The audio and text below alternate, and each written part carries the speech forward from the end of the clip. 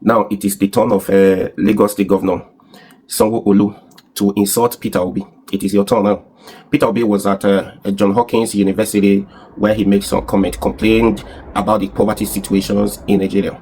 Now, Lagos State Governor Sanwo-Olu, Babajide Sanwo-Olu, I won't say he slammed Peter Obi. He fought Peter Obi for demarketing Nigeria, saying that Peter Obi complained about the poverty situation in Nigeria, that Peter Obi is demarketing Nigeria. Instead, Peter Obi is supposed to be marketing Nigeria, tell the world that Nigeria is doing well, meanwhile we are dying in silence.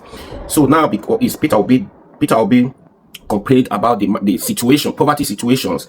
Now, that's the problem, that he's demarketing Nigeria over there. Now, let me read for you what Babajide Sanwo-Olu said, the letter he wrote in response to what Peter Obi said. See, Peter Obi making infatuating statement. Babajide factually addressing Peter Obi criticizing Nigeria at Johns Hopkins University. On Thursday, April 24, former Governor Peter Obi, the Labour Party presidential candidate for the 2023 election, was at Johns Hopkins University in Baltimore, Maryland, where he made several disparaging comments about Nigeria. He made the infiltrating, can you imagine? He made the unflattering remarks, not just about the incumbent Nigeria government, but also about Nigeria. Also find Mr. Peter Obi's pattern of behavior disturbing. Disturbing what? You are not serious. Disturbing. When prominent Nigerians go overseas, they ought to project Nigeria positively. Oh God. As if all these things, the problem that is happening in Nigeria, the world is not seeing. The world is not seeing, right? You guys are not serious. They do not have to do that for government, but we all owe a duty to market Nigeria on the global stage rather than demarket her. That is what true patriotism is all about. Because Mr. Peter will be focused on poverty and said that the current administration policies are making Nigerians poorer. Of course, is he lying? He's not lying. Huh? He was not lying. I will concentrate on that. Any leader can fight poverty generally. How? Okay. Any leader can fight poverty generally by promoting education, improving healthcare, providing credit, and granting access to land. Now, I found it somewhat ironic that a man like Peter Obi, who did not build a single school or lie. If you want lie, now lie small now. Anyway, we are coming to that. Who did not build a school or a stand-alone hospital throughout the 8 years tenure as governor of Anambra State, sustainably provide credit facility, will criticize the government of Nigeria, which is actively doing that. Doing what? Actively making Nigeria poor. Anyways, let's continue. I say this because the president of Nigeria, President Bola Tinubu, is my president. Of course now, you must give credit to him. Otherwise, you leave office. As governor of Lagos and now president of Nigeria, has built over 200 schools. I've built over 200 schools and provided student loans to more than 200,000 undergraduate of Nigeria tertiary institutions. If you are listening to me now, if you have collected this Tinubu's loan, please tell us. And not just to collect the loan, after your 8 years or after your 5 years course, what are you going to do to pay the loan? That is the problem. Is it free? Okay, we are coming into that. A lot of issues to discuss it. In less than 2 years, he has provided over $500 million in credit facilities to small and medium scale enterprises. While he was governor of Lagos State between 1999 and 2007, the president reduced poverty by more than 46%. There is every reason to believe that based on what he did as governor of Lagos, he will repeat the same feat at the federal level after all the best predecessor. We are not saying that now. Good. Anyways, but let us examine the messenger, not just the message, and look at the issuer as well as issues. Mr. Peter Obi talks a good game, but was he able to reduce poverty while he governed Anambra State? While he governed Anambra, perhaps we can let the facts speak for themselves, of course. Under Peter Obi as two-term Anambra governor, poverty in Anambra increased.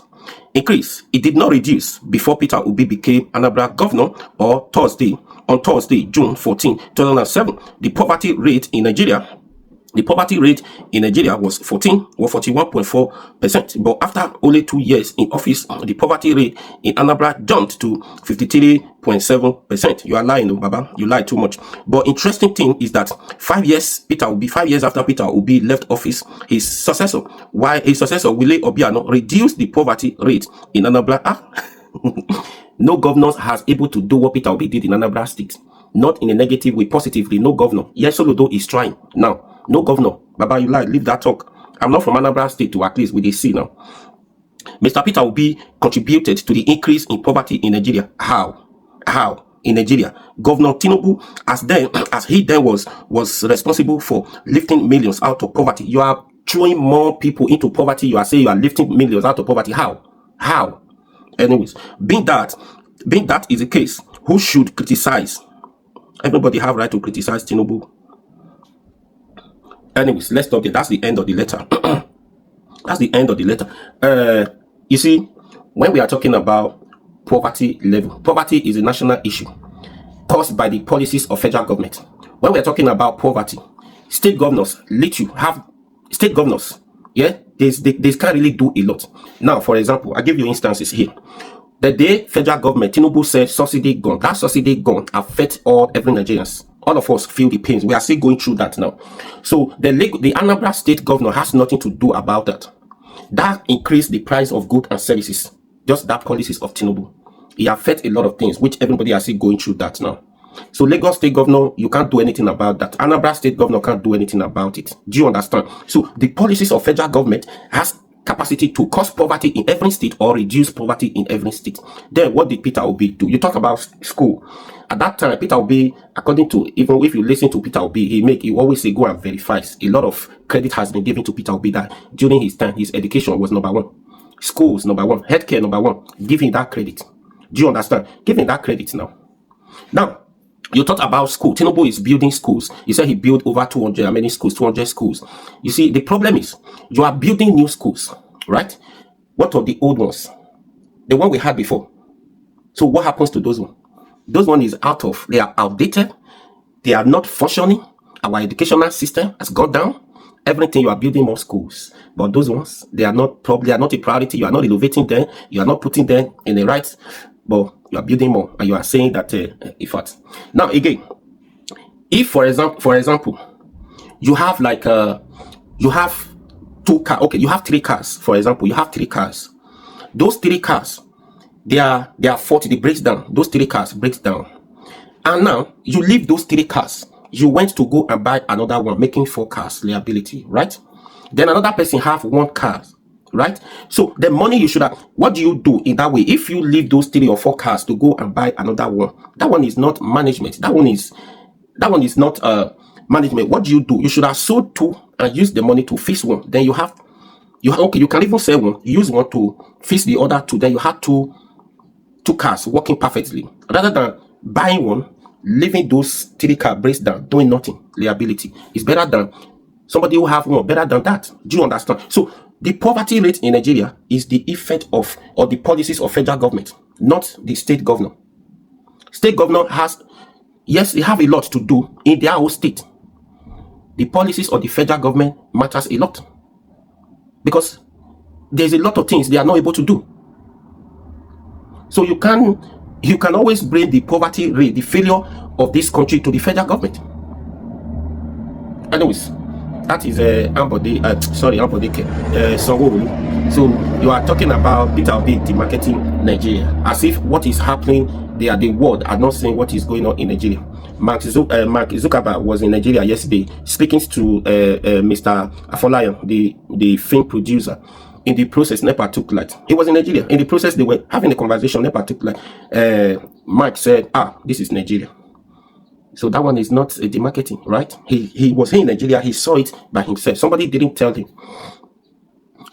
And even you, Sanwo-Olu, when Peter Obi was shouting, let's save for the rainy day, let's save for the rainy day, you didn't know that time, when we have excess crude oil at that time, when we have a lot of money to see, the then CBN governor then, Sanusi, the then CBN governor, Minister of Finance then, Okonjo-Iweala, Peter Obi, then governor of Edo State, Adams Oshomole, then Aregbesola, I think, yeah, Aregbesola at that time. When we have that money during Jonathan, then what did you guys do? Because we have the money. Some governor, minister of finance, Okonjo-Iweala, we're saying let's save this money for the rainy day, for the future sake. Those governors fought against them. They said no, let's share the money and spend it. Now there's no reason to save. That is the problem, because we are not saving, right? That's the problem we are still facing today. The only one person who supported that at that time, that we should save this money for the rainy day, was Peter Obi. Because he believes in saving. He believes in savings. So he was the only one. The other governor, they said, no, let's share this money. There's no reason to save. We'll make money. More money are coming tomorrow. That's the problem. Anyway, please share this video. Anyways, please share this video. And what do you think about this?